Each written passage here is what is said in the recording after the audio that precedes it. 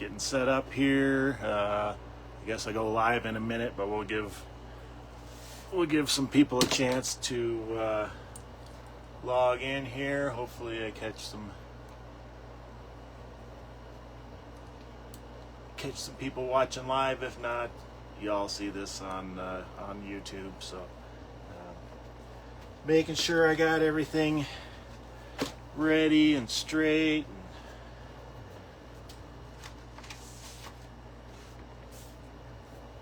Hopefully I remember to show everything. So it's 1 o'clock now. That's when I planned on going live. So welcome to the Karma Sewing Shop. Like I said, I'm going to kill a little bit of time here trying to allow some people to log in. So have a little patience with me, and we will see what happens here. I've got you on the facial recognition to where it will follow me around the shop. That appears to be charged and working okay. I'm hoping the microphone is working okay today as well. Usually I forget to even turn that on. So again, I hope I get at least one live person on that can tell me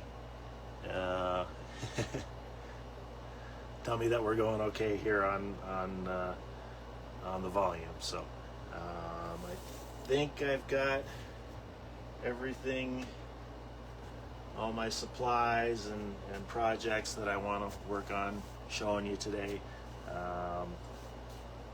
So yeah, we'll give it just about another minute or so, see if anybody logs in live. Cross-posted the announcement to several different pages as far as ballooning and boat repair and other, or not boat repair, boat canvas making and repair. So hoping that a wide variety of people can learn from this. So I'm going to try something here. I don't know if I can get on my own live here so I can see what's going on. Oh, maybe I can. Let's see if that's going to be annoying. Alright, well, it looks like it let me on my iPad here. Okay, and good. That gives me the comment section. Ew, and my hair looks like dog meat. So let's rectify that with the fancy hat. I'll go ahead and get rid of these so that doesn't annoy me. Wasn't getting any sound through it yet, which that might not be a good thing. Let me turn them off and see if I have any sound going through my iPad here.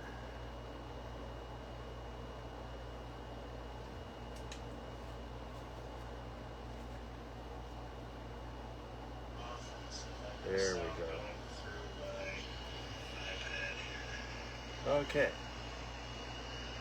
A little bit of a delay, but we have sound, and I'll be able to see if anybody logs in. Oh, it looks like we have Troy logged in and commented. I have three people in. Not sure who we got, but go ahead and comment, say hi. I'm going to turn this volume back down over here. Anyways, let me know who's here. We'll let this go one more minute. So yeah, we have Troy Stevenson, and looks like possibly one other. Like I said, we'll give it one more minute before I actually get started here. And hopefully this goes well. I have some grandiose plans for trying to get some close-ups of some of this stuff, but with my big old tripod, that may not be possible. I got the little tripod here. We'll see if that helps out anything at all. Oh, thank you, Troy, for sharing this into another group. Always glad for anybody that can learn from what I may or may not teach anybody here. So, all right, so it's 5 after. I'm going to go ahead and officially get started here. Gonna push you away just a little bit more, and yeah, that's not going to give a very good view of my workbench. I may have to turn off the facial following and point you all down here in a little bit. But to begin with, welcome to the Karma Sewing Shop, my little humble abode here, 13 by 19 space that I seem to make a remarkable amount of stuff out of. So my name is Jason. I'm the owner, operator, pretty much sole employee. Try to get my wife involved from time to time, but we'll see how that goes rolling on into the future. What I tend to do here in this shop is canvas and vinyl projects with a few other ancillary things to go with ballooning, but this content can apply to a lot of different people. What we're going to be talking about today is gluing vinyl with HH-66 vinyl adhesive. It's, for the most part, fairly simple and straightforward process. And I even went on the R&H Adhesives website last night and kind of tried to do a deep dive into exactly what is HH-66 and how it works, even though I've been using it for years, and kind of did some of that when I first started using it. Tried to get a little bit more information, and really don't want to say I was disappointed, but I was really hoping there would be a little bit more there. So if anybody out there has any more information from what I have, I'm happy to learn more about the chemistry of it. If anybody's into a little bit of science and knows how this works, other than it's a contact cement. And works on vinyl, and from what I understand, possibly a few other applications, but generally PVC, polyvinyl chloride. I do know that much, and I do know that it does have acetone and toluene, not sure how that exactly is pronounced, and methyl ethyl ketone, MEK. There is a version that does not have the toluene in it. Evidently, that's the little bit more non-environmentally friendly ingredient in the process. And if you do use that version of it, I understand the curing time is just a little bit longer. Other than that, they say it works just as well. So don't be afraid to use that if you have any worries about the original formula. Again, I operate here in my little shop, and just kind of as a disclaimer, they do recommend doing this in an open area, and not getting it on your skin, not getting in your eyes. Generally for me, and I'm not doing any recommendations here, I don't have a problem in here in an enclosed area. I will occasionally open the doors and windows just to kind of air it out. The smell gets to be a little much, but as far as actually affecting me, I don't get that, glue sniffing condition, and the little bit I get on my hands, if you're getting enough on your hands or whatever to be of concern. You may be doing something wrong, and you may want to be just a little bit more careful.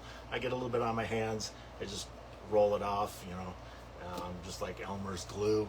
It comes off fairly easily, and I have not had any problems with it over, gosh, about 10 years of using the stuff. So that's my disclaimers.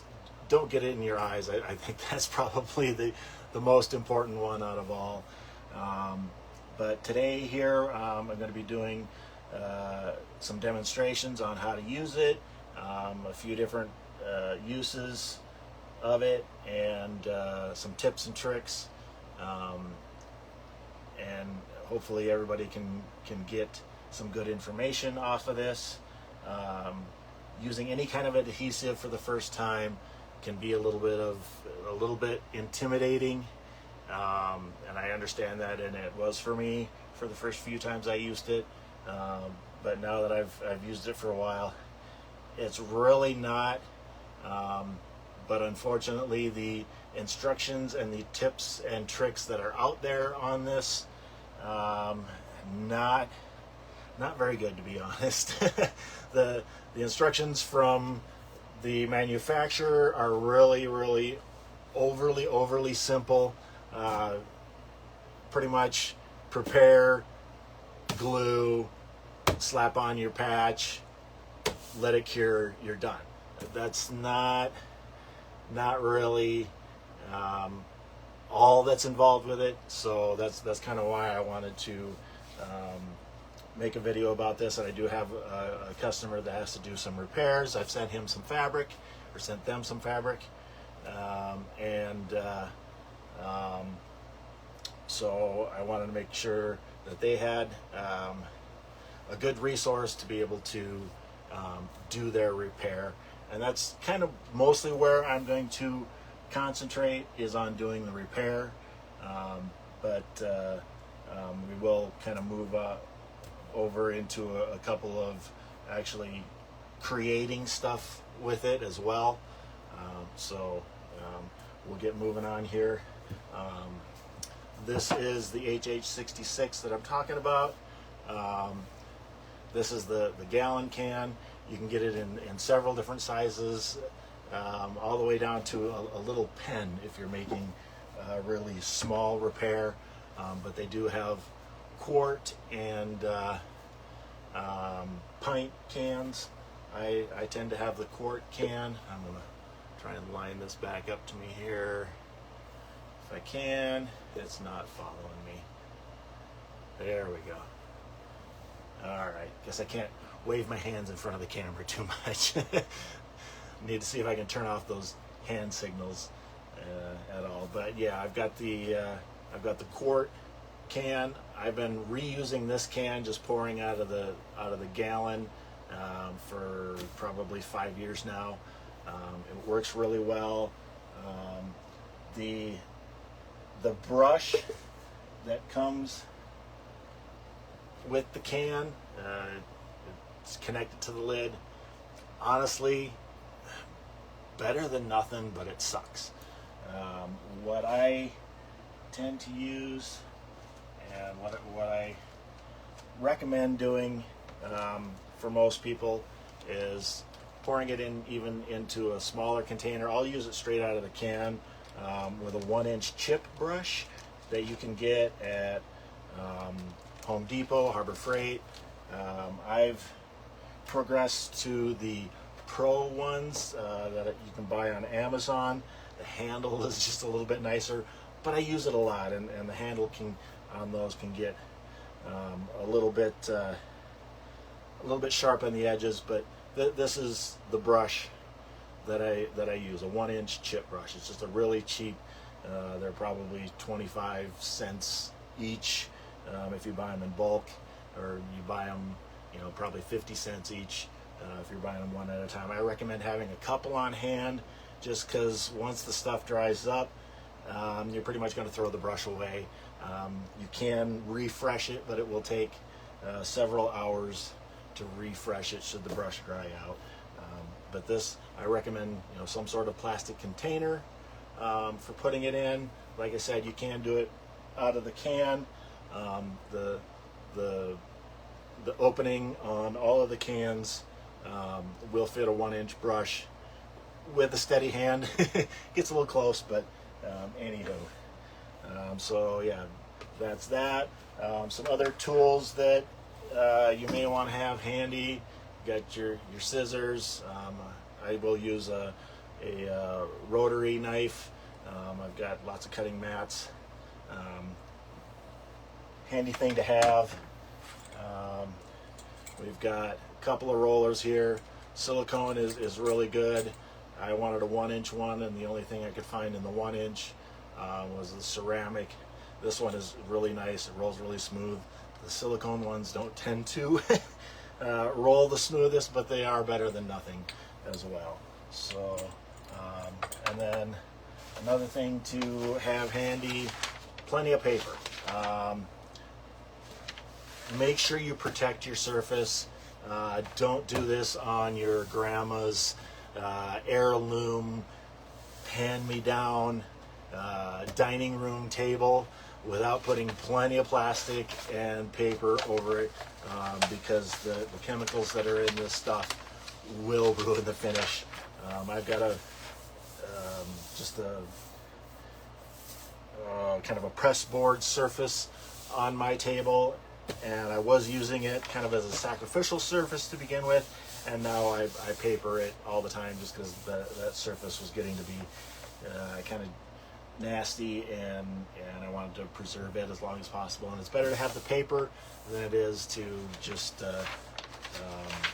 ruin your surface. So, and this is just I believe it's like a 20-pound bond paper, just like a copy paper. But I do get this on rolls because I use a plotter to do my patterns, and that's I reuse that paper for this. So I get several uses out of my patterns. And then I've got our vinyl here. This is an 18-ounce per yard vinyl. Probably the best stuff to use this on. You can use it on the fabric-backed stuff. I don't use that. This is vinyl coated polyester mesh, so it's vinyl on both sides. And generally, if you're using this, that's what you want to use. You don't want, I really recommend not using the laminated vinyl. That stuff comes apart really easy, trust me. I've had it happen. I won't use that stuff anymore. I use only the coated vinyl. It's got a dull side and a shiny textured side. The dull side is the outward facing side. The shiny textured side is the inward facing side. The dull side, I believe, has a little bit of UV resistance to it, so that's why you want to keep that out. I would prefer to have the shiny side out. It looks nice, but the dull side looks nice too. And again, I've got laid out here several different ways that we're going to use this. This one is kind of simulating our damage that we're going to repair today. And I've watched a few of these videos on YouTube and whatnot, and first thing I recommend, preparation. I'm going to go ahead and turn off the face following since that doesn't appear to be working too well. Anyways, we're going to point you down here if I can to my surface. There we go. Again, protect your surface. Got the paper down. Preparation is key. Get your project set up as well as possible. I'm going to turn you over this way. I've got an envelope bag over here. I took probably a good 10 or 15 minutes getting this all straightened out. the way I like it, so that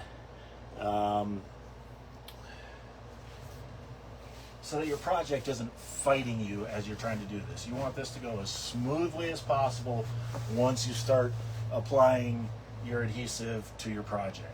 So preparation, preparation, preparation, patience, patience, patience. I can't stress any of that enough. This is one of the projects we'll be doing. This one here is another one. I'm just going to do a couple of strips on each one, just to kind of show you what's going on. But we will start with the repair, since that's what most of y'all are probably going to be using this for. We'll get you pointed down here.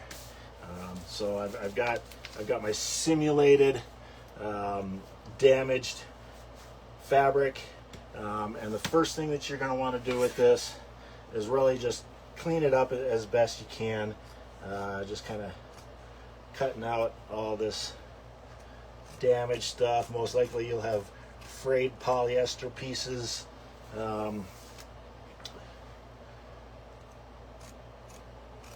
sticking out from the fabric, as well as the vinyl itself, and just kind of cut that out and go a little farther. And rounded edges are always best, and if you can do this in a circle, a perfect circle, that's always going to be even better. So I'm going to go ahead and just give this a little bit more of a circular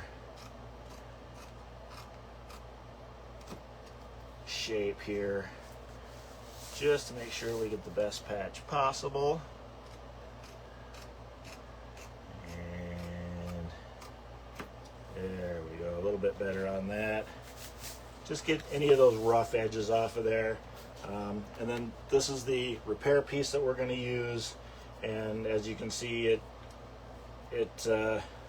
overlaps a couple of inches on both sides. And you know what, for this one, I think we're going to go just a little bit different here, and find a small piece of red that's going to fit that, just so that we have a little contrast. What do you say? So grab this, take our scissors, and get a piece that's roughly the size that we want to go over that. And then once you've got a rough square size, we're going to want to go ahead and round this off. Rounded corners, or even a complete circle, is always going to be better. Any squared edge is going to be going to have a tendency to want to catch on something. Although I've done it with no problems at all, but I think that's kind of part of my process that makes that a little better, and we will show you that for sure. But here we are, got a patch that's bigger than our hole. I'm going to go ahead and round this one more time here, just this corner, or just this side. Again, just to get a little bit better circle to it. Much better. Then what I recommend doing is getting it centered on here, and you can kind of feel where our hole is under there. Another handy thing to have is a pencil. Just standard number 2. And I'm going to go ahead and just trace roughly right around the edge, really quick. It doesn't have to be perfect. Just want to get a rough size so we know where our adhesive needs to go on our project. And one thing I will say, you're going to see, using this process, you're going to see just a little bit of adhesive showing around the outside of the patch, and that's really what you want, because you want to go to the edge of everything, to be able to make sure you have a good adhesion all the way around. So next thing I'm going to do here, even though I have paper under this, I want to use the paper for other things. I'm just going to grab a piece of this. Excuse me. And we're going to place this under the hole, because I'm going to want to go all the way to the edges of this, which anything in this circle is going to tend to get adhesive on it, and I don't want it on the paper underneath. So, and okay, we're going to do this one on top. Generally, you know, you may want to do it on the bottom. We're going to do this patch on top, but what we're going to want to do is I'm going to make just a couple of reference marks.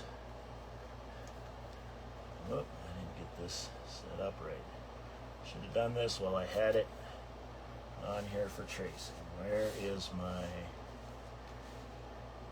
shape here? No, that's not quite it. Be patient with me for a second here while I get this line back up to my tracing.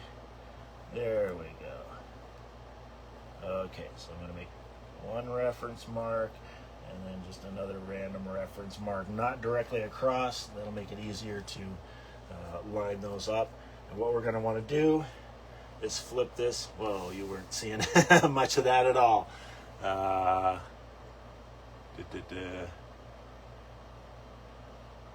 RAM board would be a great thing to use. Yeah, not sure what that is. If you want to comment and explain that a little better, that would be awesome. I'm going to try and keep this. I'm going to try and keep this all within the camera shot here as much as I can. So we're going to put this out here, and this is going to be a little. Wish I had a camera person.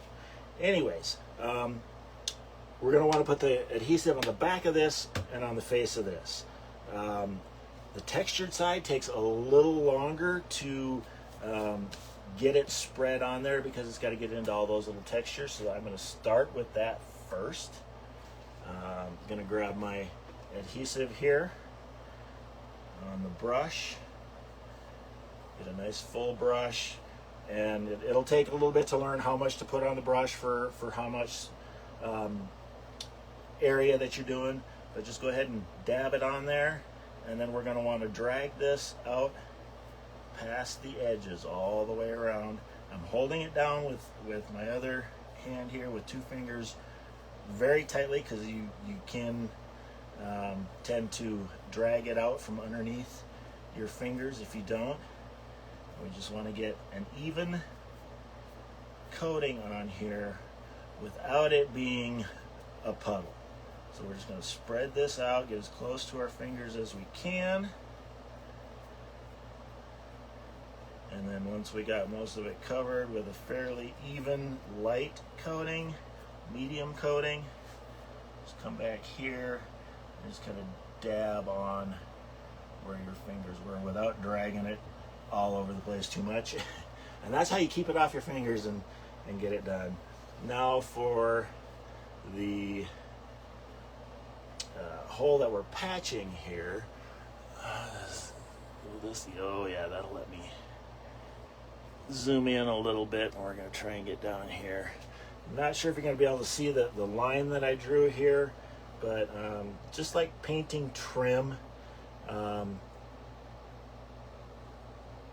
nice steady hand is going to help.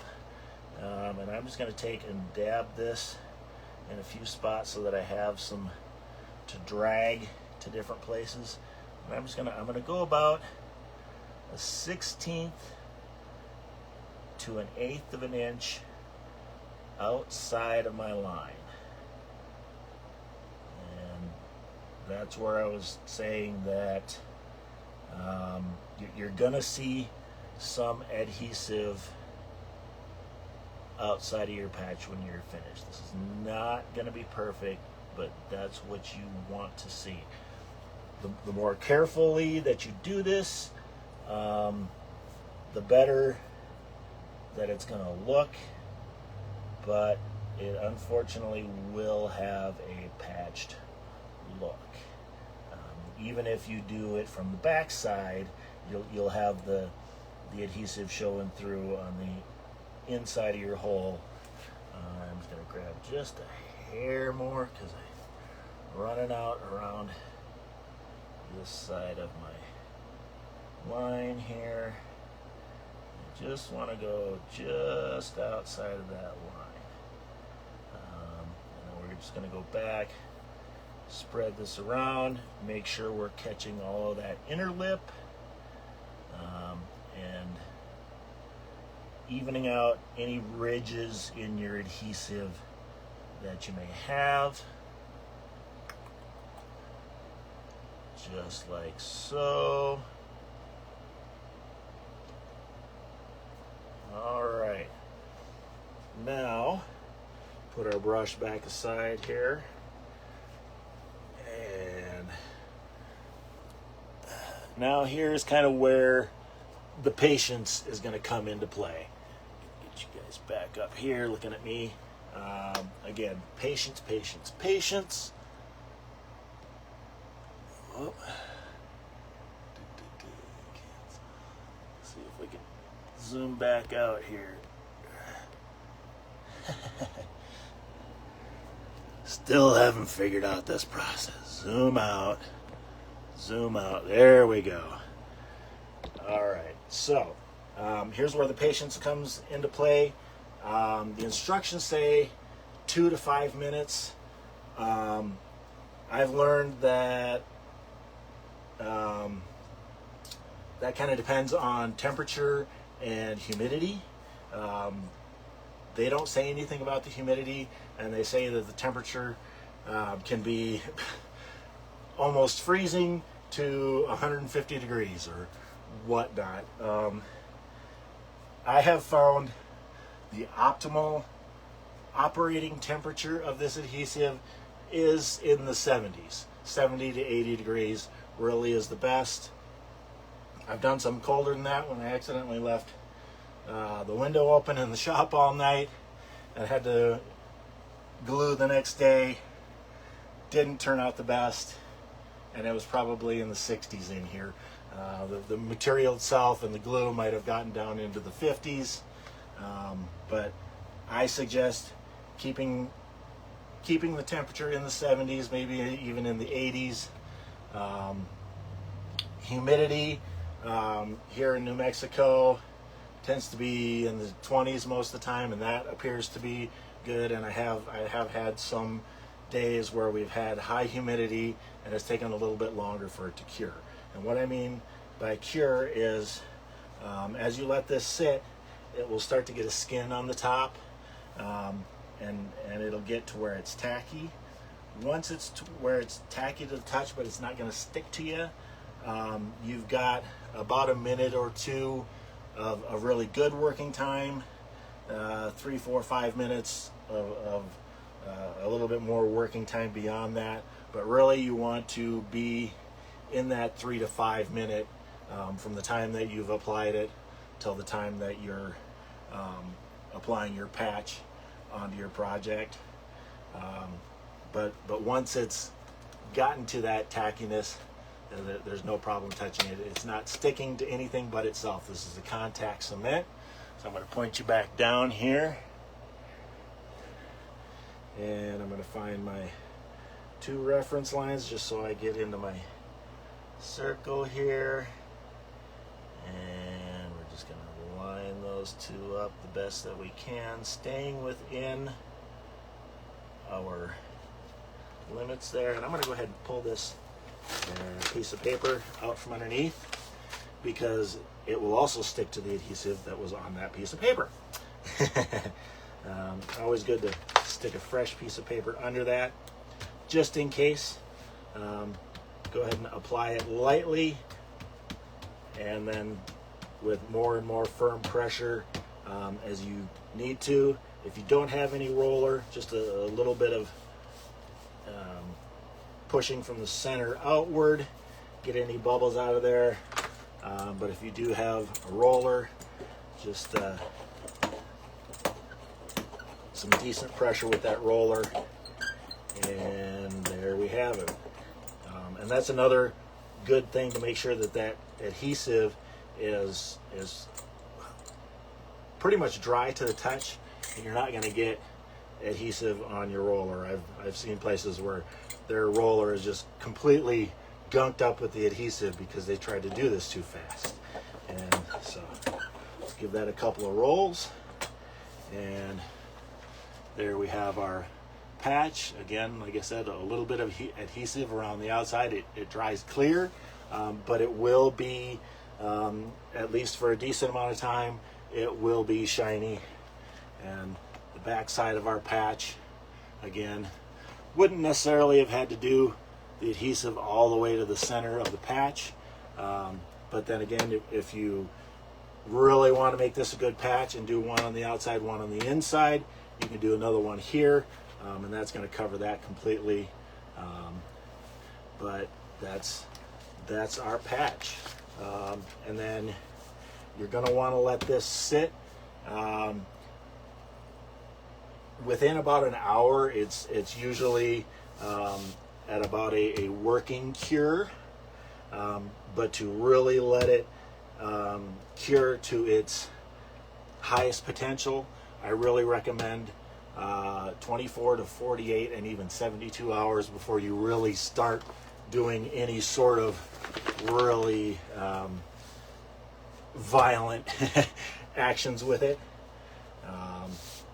So just do your patch, set it aside, make sure you've got a day, at least a day or two before you use that product, or fold it up and throw it on a shelf or in a box or whatever. I've had it where I've folded the patch and then came back the next day, and there's a big crease right through where I folded it, and it wasn't coming out for nothing. I've learned some fixes for that, and we'll go over some of that in a little while. But that's a patch, and that's pretty much it. You follow those steps, making sure you're prepared. If you have to, say you've got a piece that's just really all wrinkled and won't lay flat, get yourself some sandbags, pull it tight, get this laying as good and flat as you can, especially if it's a shaped project, some sort of cover for something, and those sides are making it wrinkle. Really get this as flat as you can, and that's going to get you the best patch. So any sort of weights to keep the area that you're working on as flat as possible is always going to be the best. Always, always, always. So that's our patch. Second project that we're going to do here is, okay, let's pretend that these are two long pieces of fabric that you want to make into an even longer piece of fabric. So what I tend to do for that is lay one on top of the other, one with the top facing up, one with the bottom facing up. Then you could either take your 2-inch ruler or make marks, whatever, but generally you're going to want a 2-inch seam to seam these together. Basically what we're going to do is we're going to have this one on top of this one with about a 2-inch reveal. So we're going to show you that one next. And if I have one laying on top of the other, and put this piece of paper underneath just to keep from getting adhesive where I don't want it. We're just going to make sure that that's going to come up there nicely without throwing us off. All right, so like I said, you can use the roller, or I have my handy dandy scribes that I make here, and I am just going to do a 2-inch line on both of these pieces, just like so. And you know, who knows why you may need a piece that's longer than what you can get out of your piece. You know, these rolls tend to be only 60-ish inches wide, and let's say you need a piece that's 600 inches long, and you gotta put 10 of them together. I don't know. I don't know what your use may be, but here we are. We're going to take 2 smaller pieces, make them into one larger piece. So I've got my lines on there, and then we're just going to load up our brush. Again, get some out on the surface first, and then come back here, and we're just going to again go just over our line. And I kind of went against my own rule of putting it on the textured side first, but that's okay. This is a small one, and it's gonna be all right. We're gonna go just over our line, and then come back and spread that excess out to the edge, even it out,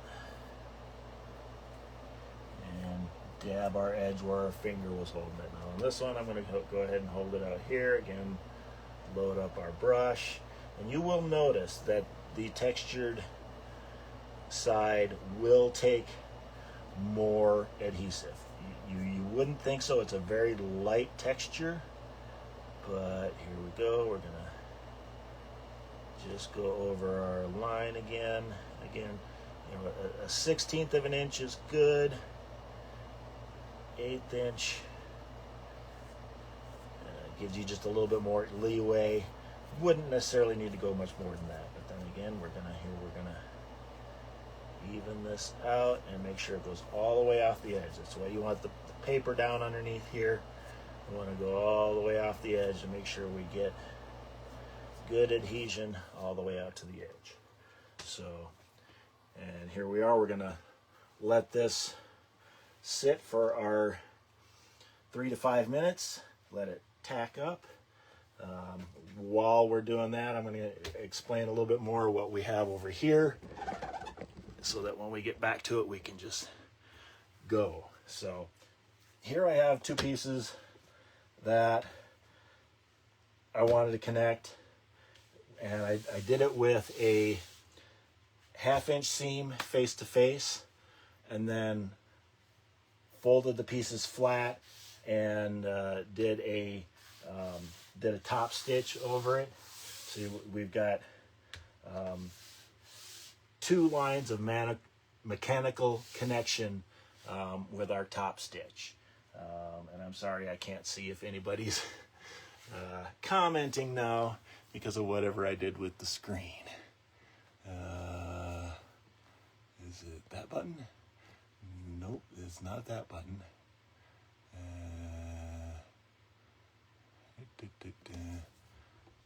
Not sure what's going on here. Swipe left to reveal comments. There we go.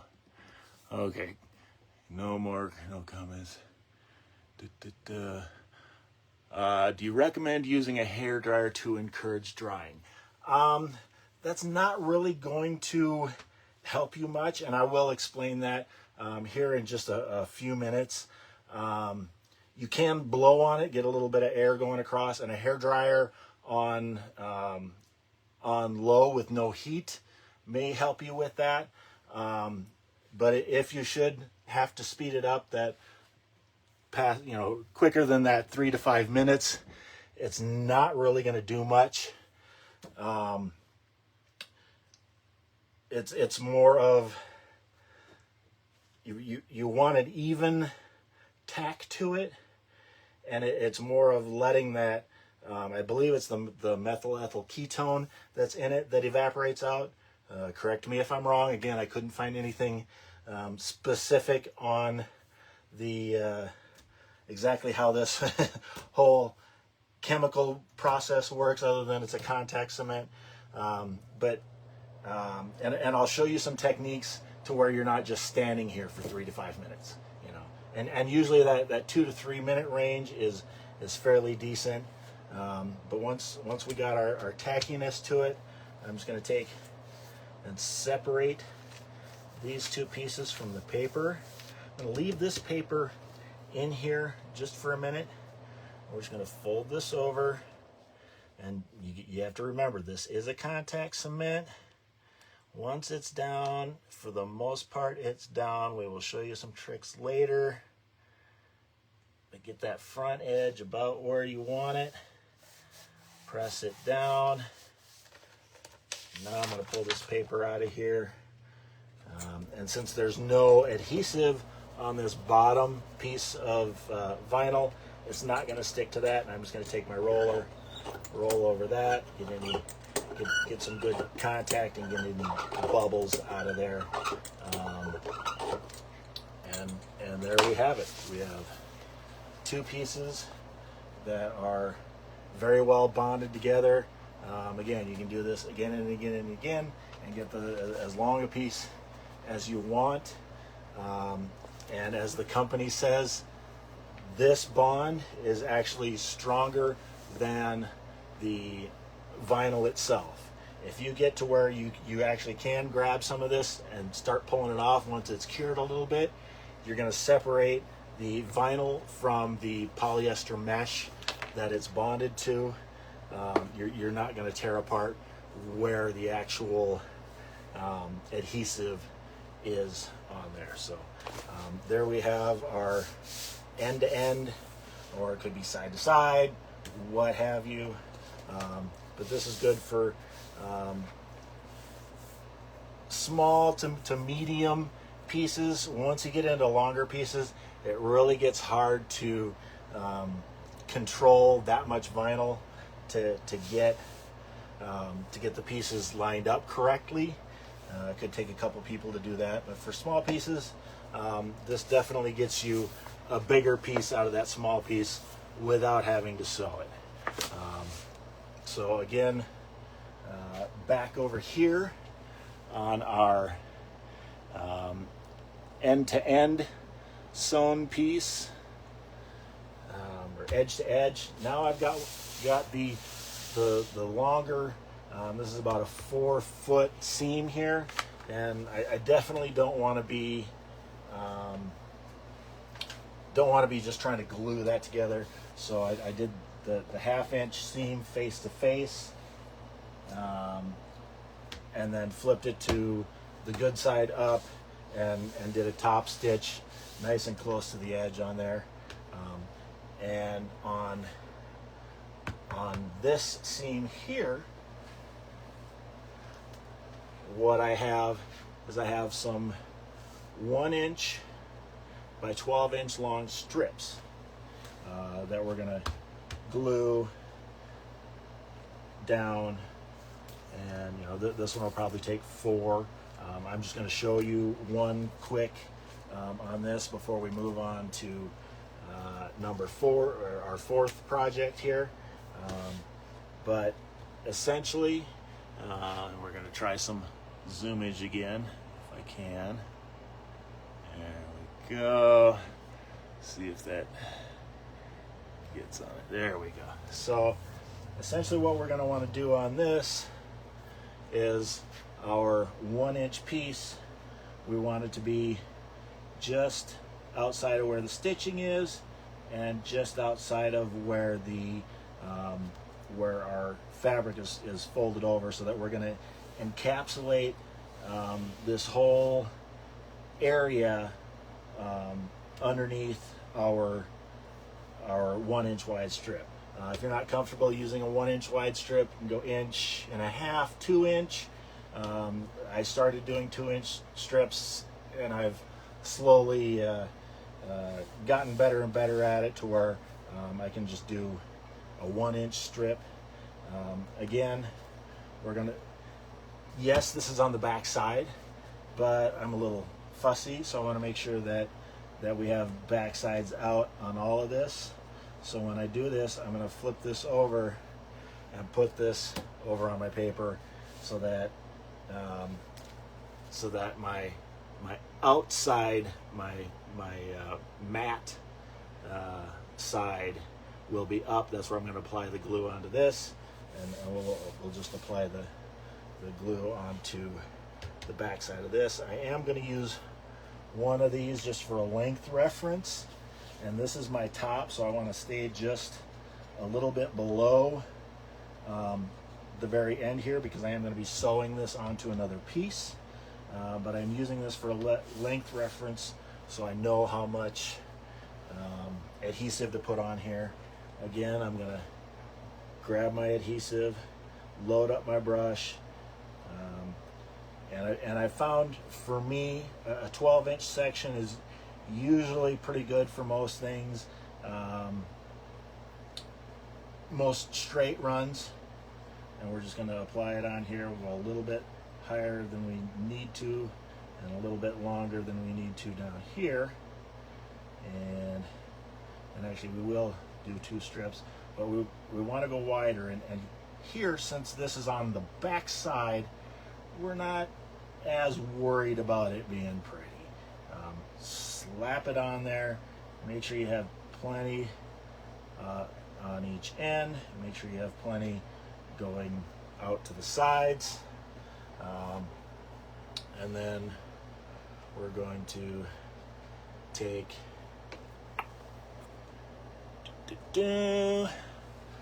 load up our brush, and just like we did with our patch on that first project, we're going to spread just a little bit on there, and then make sure we get to the edges. So you're dragging it out onto the paper, holding it with, oh, you're not seeing that.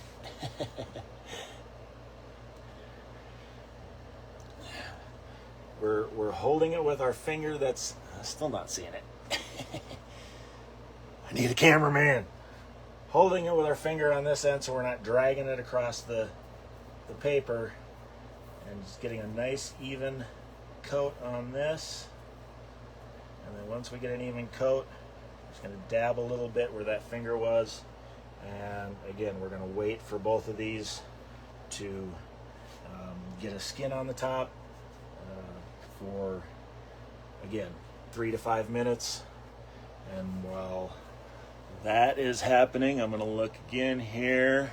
So we have Kent, we have Leah, and we have Philip. And okay. Oh, we have Chance. Hey brother, need an upright and upright cover bag. Hey, I can definitely help you there, Chance. Yeah, give me a buzz and we will definitely get you taken care of. So yeah, while we're waiting for this to skin up just a little bit more, we'll show you a little bit more on our 4th project here. And get you turned over here. And again, this is our envelope bag. And again, I've taken the time to really get this set the way I want it. And if I bring you over here a little bit more, get you pointed down, you can see that I've really got this, where are we at? This bottom edge popped out to where it's ready to go. Again, I've done a 1/2 inch seam and top stitched it to where it once you push on this seam, it pops that out really nice to where it's ready to receive the backer strip that's going to go on here. And we'll get to that in just a second. But we will come back here, and too much moving around and pointing today. But I want to make sure y'all understand again how this goes. So again, we have our strip, and it's just tacky to the touch, and so is our seam. And I'm just going to hover this over the seam so that I can get it lined up where I want. Once you got it where both ends are right where you want, you can just lay it down lightly. Once you've got it laid down lightly, you can still go back and pull this off and do it again. But once it's got a little cure to it, once it's been pressed down really good and cured, you're not going to want to do that. But here in a minute we will show you how we can fix that. Okay, so I've got it on there lightly, and then the most important part on these seams is getting both sides down tight and then hit that center. Those sides are what's going to really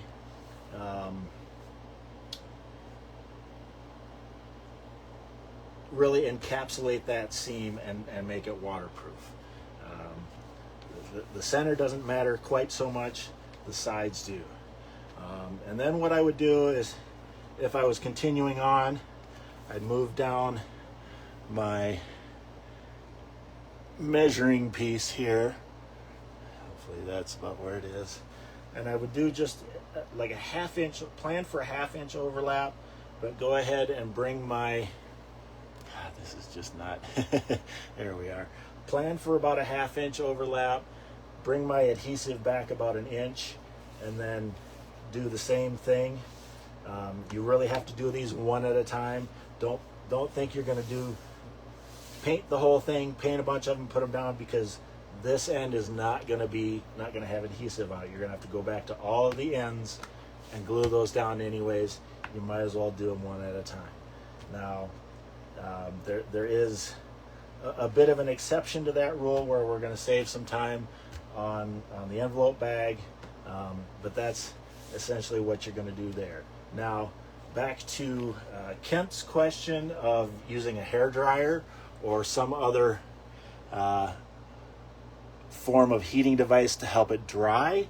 Not necessarily, because something I've found is that heat will actually reactivate your adhesive, and this can actually help you. And I've done this several days, several weeks later. If you get to where a piece of this hasn't adhered down, you can just heat this area and press it down. Say you went back and you didn't like how this was laying, but it's already cured on there. So I have this little machine here, which is actually a roofing heat gun.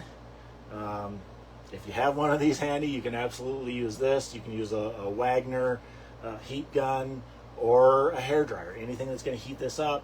The important thing is don't get too close, and don't get it too hot. Keep it moving, and we're going to turn this on, so it's going to be loud, so I hope y'all can hear me. It's not super loud, so we're just going to kind of let this heat up a little bit. And we're going to show you how that adhesive reactivates. And as you can see, this is pretty hard to come off of here. If I really tried, I could get it off, but I'd risk damaging the vinyl underneath and the strip. So what I can do is just take about 4 inches away and just kind of keep it moving. Just kind of keep it moving. And there we are. The adhesive has reactivated and softened.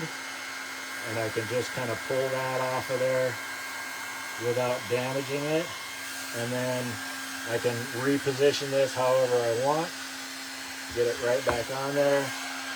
Get the heat off of it. And we can actually reposition that. But again, you know, let's say you had a bubble in here that you wanted to get out. Just slowly heat that area up. Start out, 6 to 8 inches and work your way in. You will gloss the fabric if you get it too hot, if you get too close to it, whatnot, and you can actually deform it, bubble it, whatnot. So we want to be careful as if we're using any heat on it. But so yes, in answer to your question, you can use a blow dryer to try and speed the tack process, but the heat will reactivate your adhesive. And like I said, I've found even several weeks after it's cured per se, you can still reactivate that to be able to seal it down. And something else that I don't have an example of handy at this point, I don't really have anything back here that I can show you. But let's just say on this piece of fabric, let's get you out here. Let's just say I have a row of stitching where I've stitched something to the back of this, and I've got a row of stitching on here. You can actually use this also just to gently go over that stitching and seal it on the opposite side from wherever you attach something, either to the front side. You can do that on the back, or on the back side you can do it on the front. So you can use it as a sealer by itself. I do that, but I go one step further, and I'll still put a 1-inch strip over it, just to protect it from additional abrasion, working that adhesive off of the thread and ruining the integrity of that sealing. So that's something I wasn't really set up for, but you can see under here is where we had that seam, and it won't stick unless I've got adhesive on both pieces that that are pushed together. It's not going to stick. I'm pushing and pushing and pushing. There's no adhesive on this one. It's not even going to remotely stick. So that's kind of a nice thing to this process, is once it gets a good dry to it, I could probably take a piece with adhesive on it and stick it to any of this that's out here. But if it doesn't have the adhesive on it, it's not going to stick. So now on to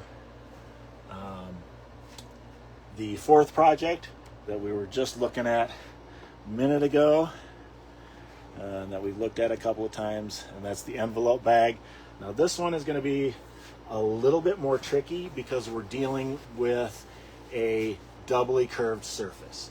So the surface is curved in this direction, and then you also have the wall meeting the bottom, and so it's got a curve in this direction. So it gets a little bit more complicated, and I'm going to try and drag the camera around me as best as I can to show you the process on this. And we'll actually do a couple of strips here, just to make sure that we get the process down.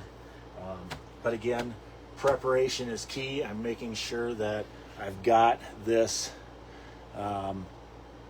set up as good as possible before I even drag out the adhesive, before I drag out the strips that are going to go on this, and start grabbing that brush. I want to make sure that everything is set up and ready for me, and I'm not going to get over here with a piece with adhesive on it and go, oh shoot, that's in my way.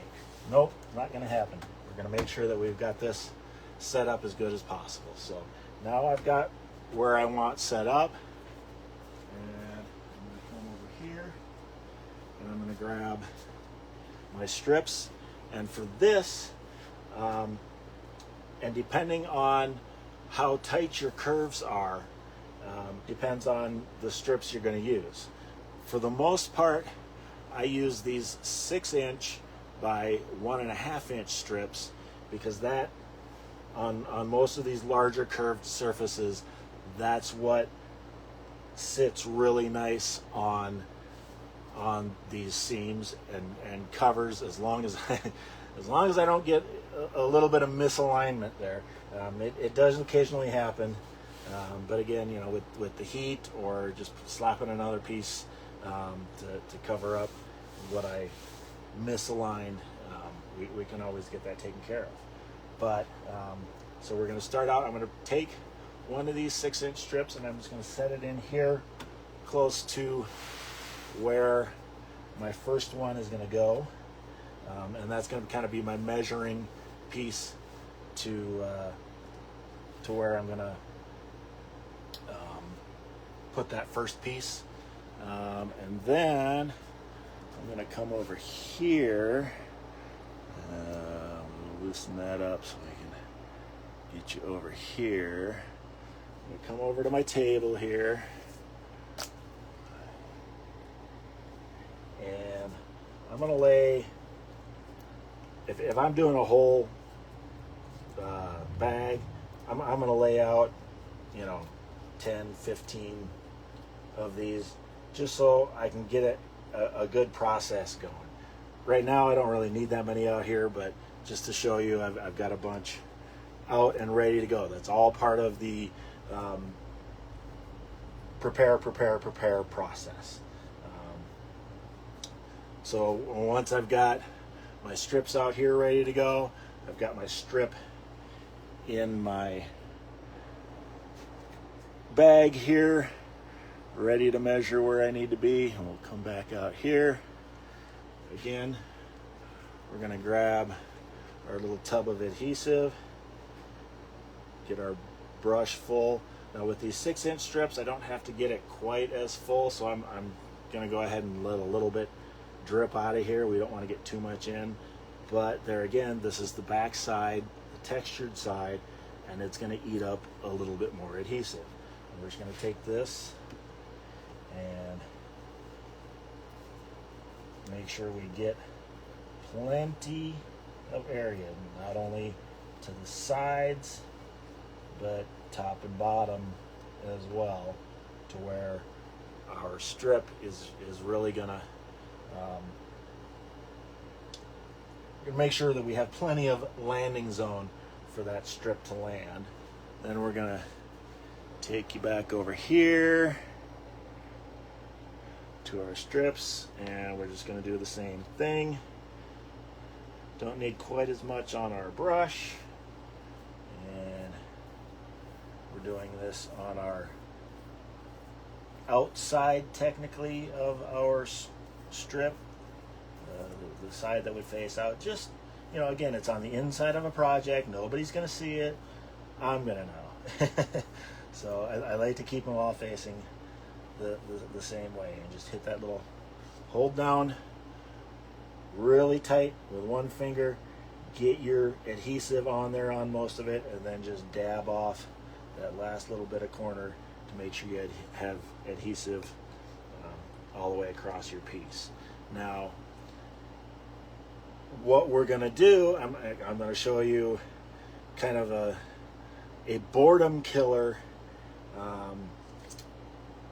and making the process quicker on doing a larger process or project like this.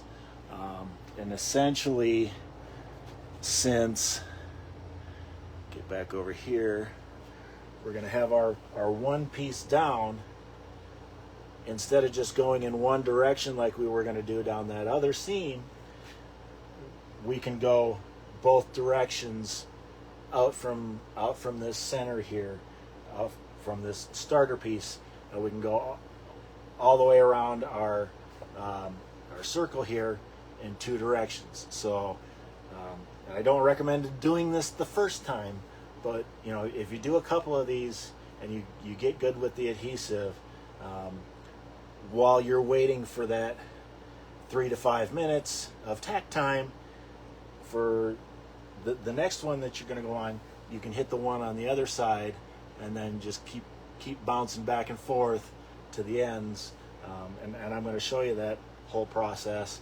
And in fact, I think I'm going to grab you guys and try and put you in here, point you down, and try and zoom out if I can. Are we zoomed all the way out? All right, put you up at my mug here again for a minute. Oh, there we go. Zoom out, get you back down here so you can hopefully see going out to each side. So we're getting a good tack here, so I can assume that we're getting a good tack on our other piece. Now to get into that corner, since it's a corner like this, what we want to do is take our piece and just put a little roll to it, so we've got essentially a straight line down the center of this, holding it with both of our hands. We're just imagining getting it straight to our seam down that center line, and just putting that center down first, letting it flop, and then just kind of using our thumb, and it will slide just a little bit as you're pressing it down into that corner. Now, once we have that starter strip down now, again, we can bounce side to side. I'll keep you in this position just because it's easier than moving you back and forth a bunch of times. So we will grab our brush with the adhesive, and we're gonna again paint our project here, making sure we're excess in all directions. Put our little piece here to make sure that we got it. Now I'm going to come back over here to my strips and do that process that I've shown you a few times. Hold it down, put some on my strip, and then now, while that's curing, I can come back over here and go the other direction.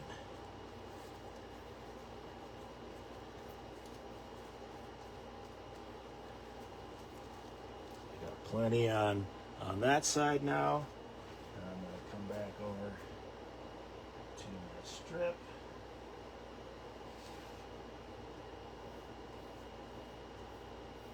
Give this even coat on it. And now I've killed a minute or so of that 3 to 5 minutes, and I won't have to wait as long on that. I'm just going to look, make sure nobody else has asked anything. Not yet. Hey, Melissa, thanks for checking in. Sorry if I've missed anybody else, but we'll try and catch you all later. Get you pointed back down here. Again, we can play with this a little bit. And yeah, feels like we got an okay tack on there. It's still just a little damp, but that'll also give us just a little bit of workability. And again, we're gonna take our strip. I went and grabbed my strip, fold it in half down the center line, just like so I can get it into that corner. And we're gonna do about a 1/2 inch or so overlap on the starter piece, and then drop it in place, and then use our thumb to really press it into that corner. And there we go. There's that piece. Now that one was just a little on the damp side, so I'll want to come back and press that one down a little bit better once I get the other one in. This one Now that one's not too bad. So I may have had just a little bit more adhesive on there. But again, what I would do to kill just a little bit more time, I'd butter this next piece, butter the next strip, and then I would grab this one, folding it in half down the center line, about a 1/2 inch overlap, press it into place. And then I would keep going in this direction. Now, the important part here is to get your outside edges and your overlap down. That's the most important part, and covering the stitching and the excess on your seam. But the most important part is getting, 1/4 inch to 1/2 inch really good seated down on each side of where that seam is. So, and again, we would continue on around both sides until we meet up on the other end, and then once we get over there, we may have to do a shorter piece or a longer piece or whatever. It's always a little bit of adjustment once we get around there to the end. But and that's mainly it as far as using it on vinyl. I know there is some other things. There are people that make D-ring attachments. Watching some of the videos, that kind of piqued my interest a little bit, and I may experiment with that a little bit in the future. The website complains that you can actually do, or not complains, claims that you can actually do this underwater. I'd be interested to try that and see how well that works. And they also have other adhesives for bonding leather and glass and canvas. And if you do get the fabric-backed vinyl, they have a couple of different adhesives that are specifically for that application. This is just the HH-66, and you need vinyl on both sides of your fabric to get the bond. If you're trying to use the fabric-backed fabric, it's not going to get as good of a bond. It's not going to be watertight. It's not going to be as strong. So that's excuse me. That's really about it. My throat is getting a little dry, but if any of y'all have any more questions, I'm happy to answer anything that anybody might have. Of course, oh, there we go. Looking at the comments, nothing I really missed. So any of y'all have any questions, any comments, anybody that's done this before, that's been watching, that you have any tips for me, I'm always willing to learn. I want to do this as good as I can. I know that these are expensive aircraft and toys that you're using to put these covers on, and I want to make sure that we protect them as well as possible. So I'm always willing to learn a little bit more, and I'm willing to teach anything to anybody. And definitely like this video, share it, subscribe to my YouTube channel, friend me on Facebook, comment, get this video out there, or any of my videos out there. I would say, hit me up on Patreon, but I don't have those. I have an Instagram, but don't really use it that much. I do have my website, and you know, any other questions and comments you might have, I've got the contact us form on there, and I just added a if you really want to support me, I added a balloon blinker repair item that wink wink wink wink, that you can donate to my cause. You can buy as many balloon blinker repairs as you want, and you can keep this awesome content coming. I'm hoping to do some more how-to videos, some of the tips and techniques that I use while I'm sewing, and some of the other custom tools that I've made that I use, those kinds of things, as well as showing you all some of the awesome products that I make out of canvas and vinyl and 3D printing and laser engraving and whatever else I can figure out how to do. So you know, please do all the liking and sharing and subscribing and all that stuff, because this is my outlet for all the crazy stuff that I think of throughout the days, and half the time I'll record a video. I've got probably 6, 8, 10 videos that I've recorded that I haven't even posted yet. I need to get in there and edit them, or just post them how they are. But yeah, let's see.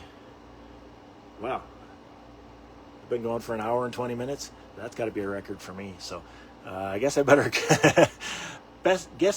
cut this off now. So thank you all for checking in, watching this video, and I hope to see you all out there, and safe flying. Bye-bye. Have a good one.